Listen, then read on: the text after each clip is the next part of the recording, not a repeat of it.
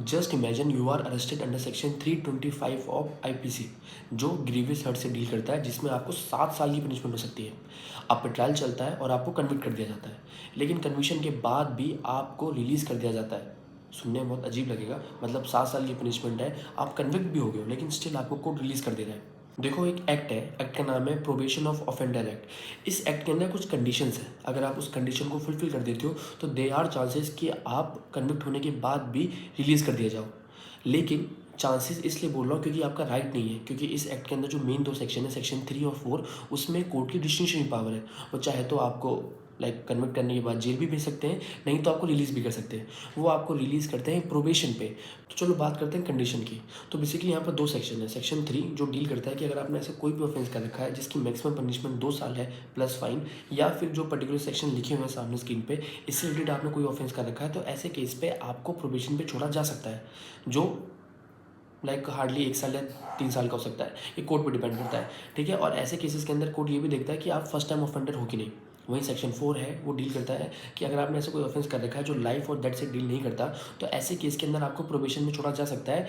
But ये court पर depend करता है और प्रोबेशन ऑफिसर की रिपोर्ट पर डिपेंड करता है।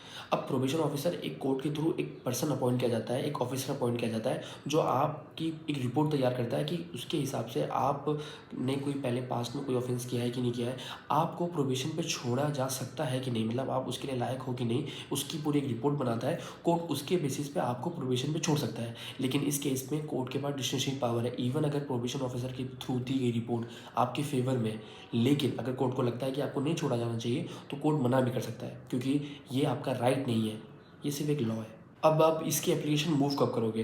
तो देखो, 2 डेट्स होती हैं। पहली, जिस दिन कोर्ट जजमेंट सुनाता है, और उसके बाद की जो डेट होती है वो होती है आर्गुमेंट ऑन सेंटेंस। तो जजमेंट की डेट के दिन आप एक एप्लीकेशन मूव कर सकते हो, जिसमें अगर कोर्ट फिर वहाँ पर एक प्रोबेशन ऑफिसर को अपॉइंट करेगा, कोर्ट को लगता है तो, और प्रोबेशन ऑफिसर की रिपोर्ट आएगी।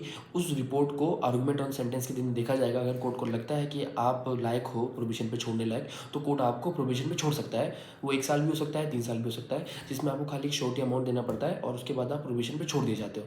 अगर मैं इसकी प्रैक्टिकलिटी की बात करूँ तो बहुत ही लिमिटेड चांसेस है कि आप प्रोविजन पे छूटो, क्योंकि ये डिस्टिंक्शनरी पावर है कोर्ट की, और कोर्ट अपनी डिस्टिंक्शनरी पावर बहुत ही कम यूज़ करता है एक्सेप्ट बेल।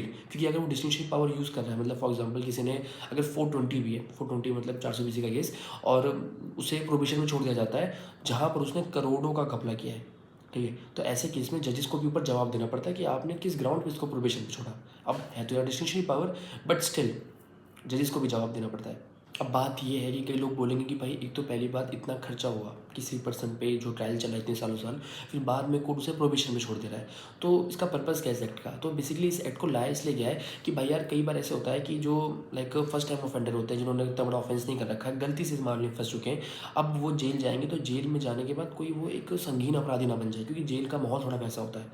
तो इसलिए वो एक चांस देते हैं, मतलब हर एक आदमी को एक मौका मिलना चाहिए। तो अगर कोर्ट को लगता है मौका मिलने लायक है, तो उसे प्रोबेशन में छोड़ सकता है। अदरवाइज कोर्ट मना भी कर सकता है, क्योंकि डिस्क्रिशनरी पावर है, ये आपका राइट नहीं है, ये सिर्फ एक लॉ है। अगर वीडियो इन्फॉर्मेटिव लगी हो और बस लॉ नहीं, लॉ की प्रैक्टिकलिटी के बारे में जानना है, so don't forget to subscribe and follow my account.